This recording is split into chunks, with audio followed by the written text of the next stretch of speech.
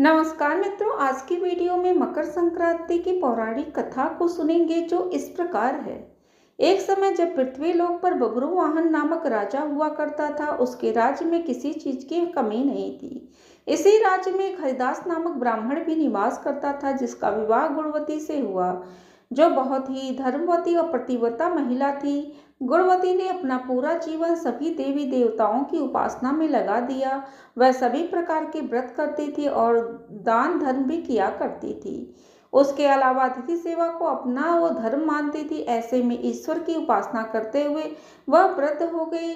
जब उसकी मृत्यु हुई तो धर्मराज के दूत उसको अपने साथ यमलोक ले गए। यमलोक में एक सुंदर सिंहासन पर धर्मराज विराजमान थे। उनके पास से चित्रगुप्त बैठे थे।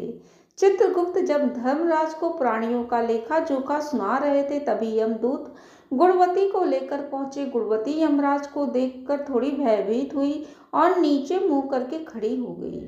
फिर चित्रगुप्त ने गुणवती का ब्यौरा निकाला, उसके बारे में धर्मराज को बताया। धर्मराज ने गुणवती का पूरा ब्यौरा देखा। वह प्रसन्न हुए, लेकिन फिर भी उनके मुख पर थोड़ी सी उदासी छाई हुई थी। यह देखकर गुणवती ने पूछा, हे प्रभु, मैंने तो अपने जीवन काल में सारे सत्कर्म ही किए, फिर आपके मुख पे उदासी छाई है, इसका क्या कारण है?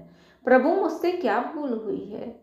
धर्मराज ने बताया, जिस दिन सूर्य देवता उत्तरायण में प्रवेश करते हैं, यानी मकर संक्रांति के दिन मेरी पूजा करनी चाहिए और उस दिन से लेकर पूरे एक साल तक मेरी पूजा करते हुए कथा सुननी चाहिए। साथ ही मेरी पूजा करने वाले व्यक्ति को धर्म के 10 नियमों का पालन अवश्य करना चाहिए। धीरज न रखना, संतुष्ट रहना, अपने मन को वश में रखना, सभी को क्षमा करना, किसी प्रकार का दुष्कर्म नहीं करना, मानसिक और शारीरिक शुद्धि का ध्यान रखना, अपने इंद्रियों को वश में रखना, बुरे विचारों को अपने मन में ना लाना, पूजा पाठ दान पुण्य करना, व्रत की कथा को सुनना, सच बोलना, सभी से अच्छा सच्चा व्यवहार करना, क्रोध न करना।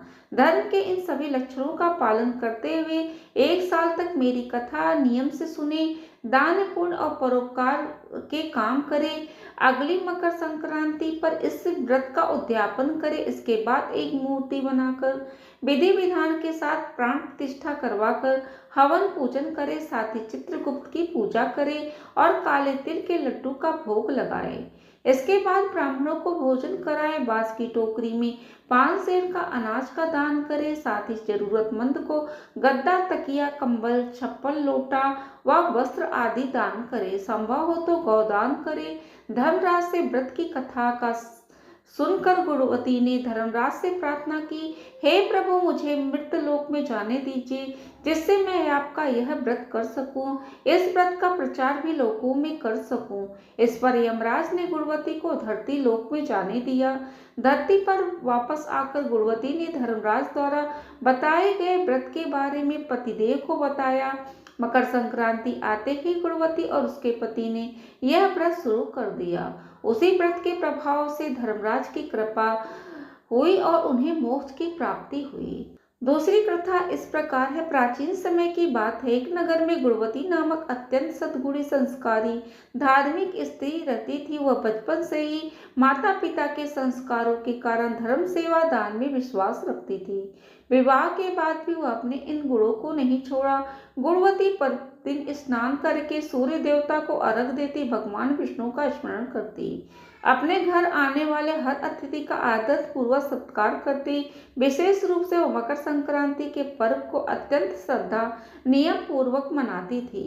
मकर संक्रांति के दिन गुणवती प्रातःकाल पवित्र नदी में स्नान करती, तिल गुड़ चावल खिचड़ी और वस्त्र दान करती और मानती थी कि इस दिन किया गया दान कई गुना फल देता। वह गरीबों, ब्राह्मणों, साधु संतों और जरूरतमंदों की आदत पूर्वक दान करती, किसी को भी खाली हाथ नहीं लौटाती थी। एक बार मकर संक्रांति के दिन गुणवती ने अत्यंत श्रद्धा से सूर्यदेव की पूजा की। उसी दिन एक वृद्ध ब्राह्मण उसके द्वार पर आया। गुणवती ने प्रेम पूर्वक भोजन कराया, तिल गुड़ वस्त्र दक्षिणा दी। वृद्ध ब्राह्मण उसे आशीर्वाद दिया और कहा, बेटा, तुम्हारा दान और सेवा निष्काम है, सूर्य देवता तुम पर प्रसन्न है। यह कहकर वह ब्राह्मण अंतर ध्यान हो गया। गुणवती समझ गई यह साधारण व्यक्ति नहीं, अवश्य ही सूर्यदेव का स्वरूप थे। कुछ समय बाद गुणवती के परिवार में कठिन समय आया। धन की कमी, रोग और परेशानी पड़ने लगी, परंतु गुणवती ने धैर्य नहीं छोड़ा। उसने मकर संक्रांति के दिन व्रत, दान और सूर्य उपासना को और भी श्रद्धा से करना शुरू किया। सूर्यदेव की कृपा से उसके धीरे धीरे घर से दरिद्रता दूर होने लगी, रोग समाप्त हो गए, घर में सुख, समृद्धि और शांति का वास हो गया। इस प्रकार से इस कहानी को संपन्न हुआ। यदि आपको मेरी वीडियो अच्छी लगी तो उसको लाइक करें, शेयर करें, सब्सक्राइब करें एवं बेल बटन दबाना ना भूलें। धन्यवाद।